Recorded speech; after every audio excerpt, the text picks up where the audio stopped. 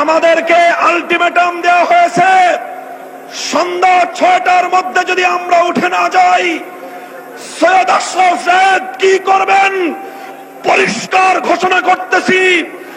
আজ রাতের পরে আপনারা কোন পথে পালাবেন সেই পথ দেখার চেষ্টা করুন।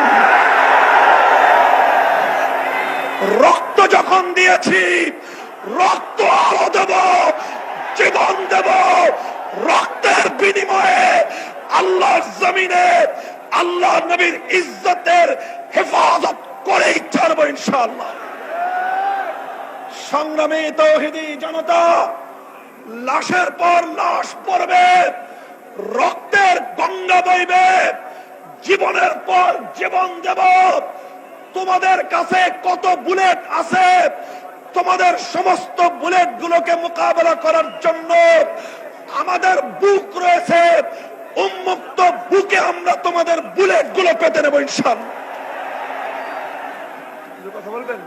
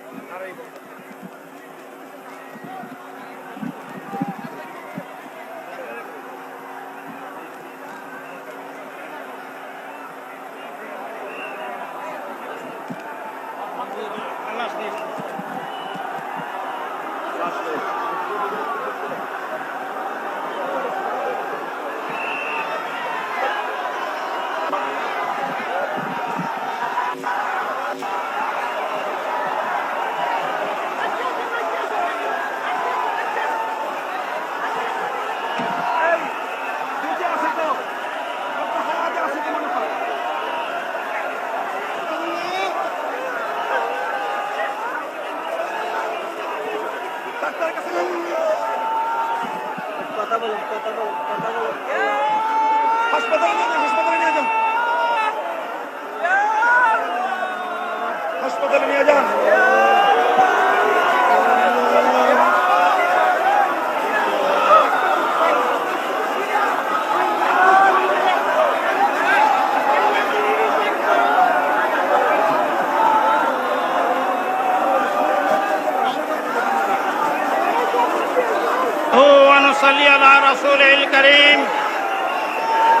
সম্মানিত তাওহীদি জনতা, আপনার বসুন, আরে আপনার বসুন, বসুন, বসুন, আপনার বসুন, আরে বসুন, বসে বলেন, বসে বলেন, আওয়াজ বন্ধ করেন।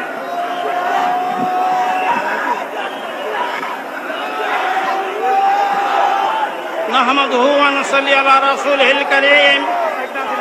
সম্মানিত তাওহীদি জনতা, সম্মানিত তাওহীদি জনতা, হেফাজতে ইসলামের আমির শাহ আহমদ শফী তার আদেশ আশা বলতে চাই, ক্ষমতার অপব্যবহার করবেন না। শাহ আহমদ শফী সভা আসার আগ পর্যন্ত আপনার শান্তভাবে বসুন, আপনার শান্তভাবে বসুন। আমাদের আমির আসার আগ পর্যন্ত আপনার শান্তভাবে বসুন, শান্তভাবে বসুন। আমাদের আমিরেরা আসার আগ পর্যন্ত শান্তিভাবে বসুন, হট্টগোল করবেন না, বসুন, বসে বলুন, বসে বলুন, বসে বলুন। মুআজ্জাজ হাজিরিন, আমাদের ইতিহাস হলো শাহাদাতের ইতিহাস, ইসলামের ইতিহাস, শাহাদাতের ইতিহাস। আমরা অন্যের সামনে মাথা নত করি নাই। আমরা সব সময় হক হক্কানিয়তের জন্য উলামায়ে কেরাম কুরবানি দিয়েছে, শাহাদাত বরণ করেছে, অন্যের সামনে মাথা নত করে নাই। মুআজ্জাজ হাজিরিন, আপনারা বসে বলুন। আমাদের সম্মানিত আমির, আমাদের সম্মানিত আমিরের পক্ষ থেকে ঘোষণা আসার আগ পর্যন্ত আপনারা জায়গা থেকে সরবেন না। সব শান্ত হয়ে বসে বলুন, শান্ত হয়ে বসে বলুন। আমাদের ইতিহাস, শাহাদাতের ইতিহাস।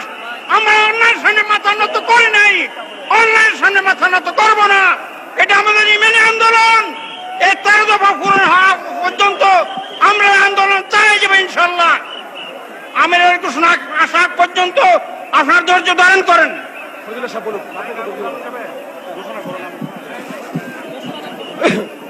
সংগ্রামী সাথী ও বন্ধুগণ, আমাদের মাঝে এসে উপস্থিত হয়েছেন আজকের এই বিশাল অবরোধ জনসমুদ্রের অন্যতম আকর্ষণ বিপ্লবী লাঘু কণ্ঠ হেফাজত ইসলামের সংগ্রামী যুগ্ম মহাসচিব মুফতি মোহাম্মদ ফাইজুল্লাহ। মুফতি মোহাম্মদ ফাইজুল্লাহ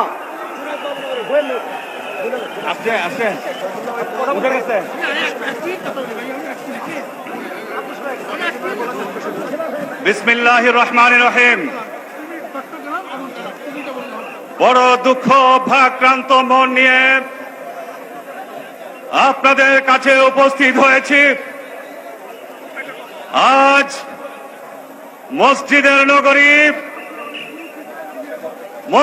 নগরী ঢাকা শহর, মুসলমানদের শহর ঢাকা শহর মুসলমানদের রক্তে রঞ্জিত করা হয়েছে।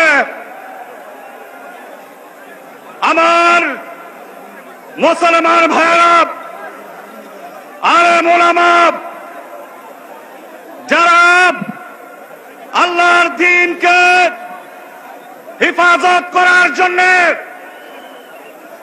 আল্লাহর নামকে বুলন্দ করবার জন্য রাজপথে নেমে এসেছেন, তাদেরকে পাখির মতো গুলি করে হত্যা করা হচ্ছে। আমরা জানি না কত মানুষের, কত আলেম ওলামার প্রধানমন্ত্রী এবং সরকারের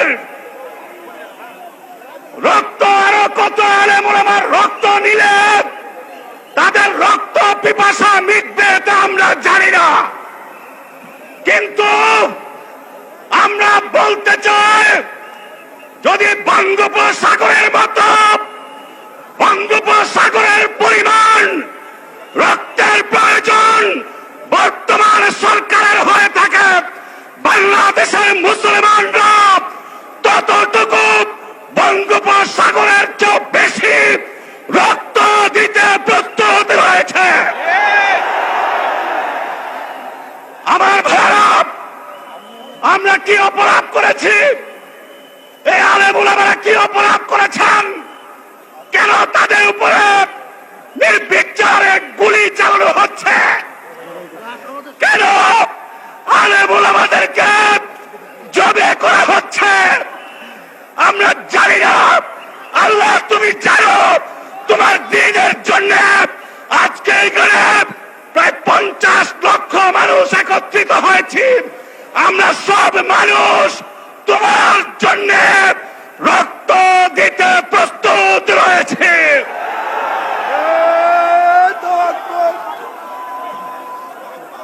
আমি আজকের এই জনসমুদ্রের কাছে জানতে চাই, যদি শাইখুল ইসলাম, হেফাজত ইসলাম বাংলাদেশের আমির আপনাদেরকে নির্দেশ প্রদান করেন যে এই রক্তের প্রতিশোধ না নিয়ে আমরা এখান থেকে যাবেন না, তখন আপনারা কারা কারা আছেন?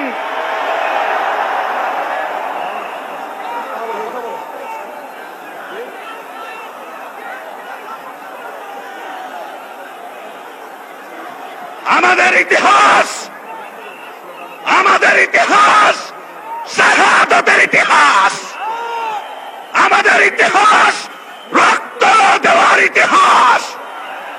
আমরা যুগে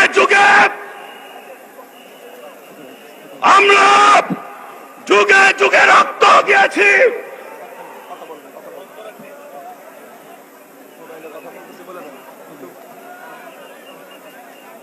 আমরা যুগে যুগে রক্ত দিয়েছি।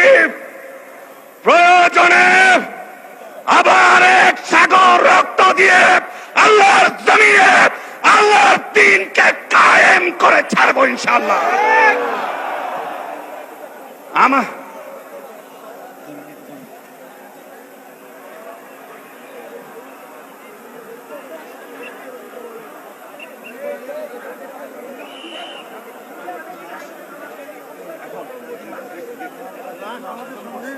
আমাদের সামনে লাশ আনছে, একটু আগে এখানে আনছে লাশ, জবাই করা লাশ, এটা ওইখানে